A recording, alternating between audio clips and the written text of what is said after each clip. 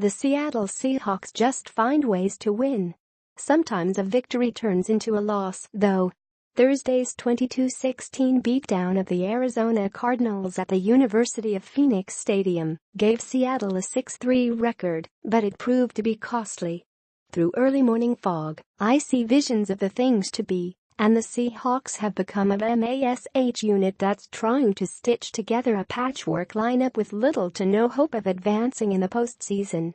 6 significant injuries occurred during the league's latest weekday disaster. Seeing Richard Sherman on the ground writhing in pain is enough to ruin any contest. The NFL already experienced more than its fair share of superstar injuries. Sherman will join a star-studded injured reserve list that includes Aaron Rodgers, Carson Palmer, Andrew Luck, Deshaun Watson, Odell Beckham Jr., Joe Thomas, Jason Peters, J.J. Watt and Eric Berry. Officially, Sherman suffered a ruptured Achilles tendon that ended his season, per the Tacoma News-Tribune's Greg Bell. He let it be known during the NFC West contest, even though he didn't come off the sideline, per CBS Sports' Will Brinson. At Will Brinson. Does look like Richard Sherman said tore my Achilles here. Would not be good. https://t.co/j7ksmx35zz 2017 11-10-403 and 7 seconds. The 4-time Pro Bowler's loss is devastating for a defensive plan that relies so heavily on his ability to shut down the left side of the field. Seattle's famous Cover 3 scheme has been successful for multiple seasons, mainly because of 2 players, Sherman and Earl Thomas. Thomas didn't play Thursday due to a tweaked hamstring, per NFL Network's Ian Rappaport. The safety's range makes him the ultimate eraser along the backline. Bradley McDougald is a competent replacement, but no one in the NFL covers more ground than Thomas. Even without the 3-time All-Pro safety in the lineup, Sherman could still shut down his half of the field.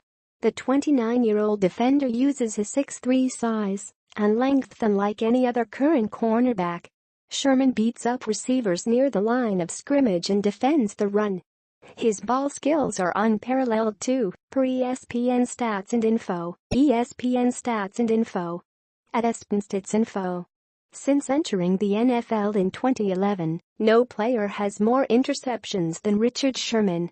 https://t.co/62ihntzdab 2017 11-10-438 and 58 seconds. As soon as he left the field, the Cardinals attacked Sherman's replacement. Every upcoming opponent will do the same. Subsequently, Seattle's walking wounded turned into a late-night infomercial. But, wait, there's more. Strong safety Cam Chancellor left the contest on a cart, per SB Nation's Adam Stites. Chancellor tied for second in the game with 10 total tackles. He's an intimidating presence against the run, or over the middle in coverage. His status is yet to be determined, but it's another reason for concern. Michael Wilhoit started at strong side linebacker. He didn't finish the game either, due to an injured calf, per John Boyle of the team's website. Before the previous 3 came off the field, the defense's starting one technique, Jaron Reed, suffered a hamstring pull, per Rappaport.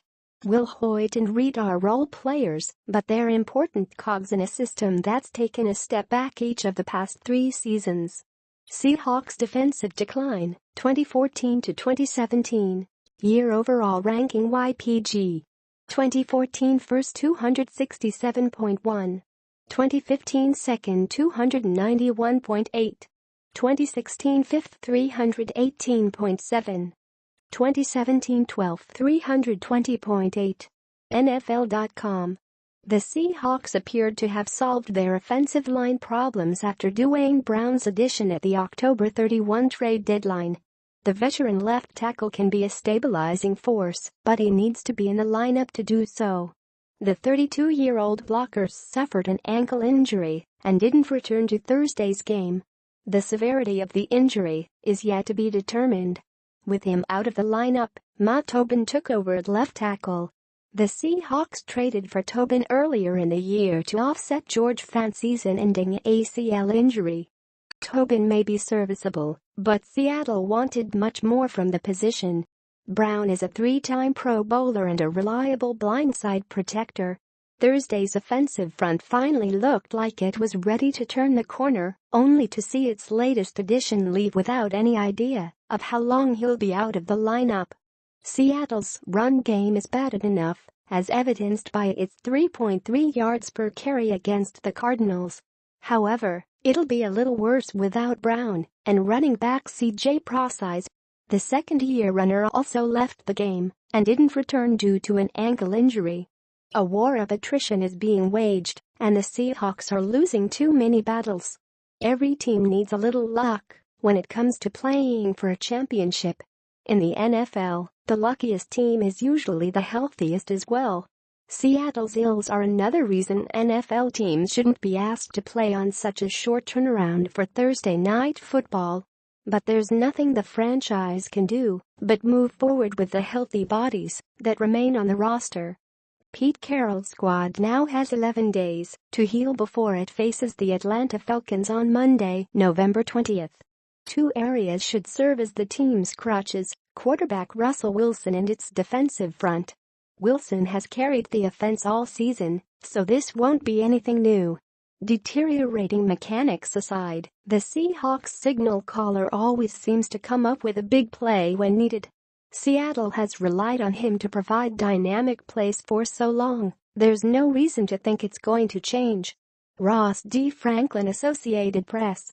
The quarterback averaged 330.3 passing yards over the past 4 contests with 11 touchdowns and 3 interceptions.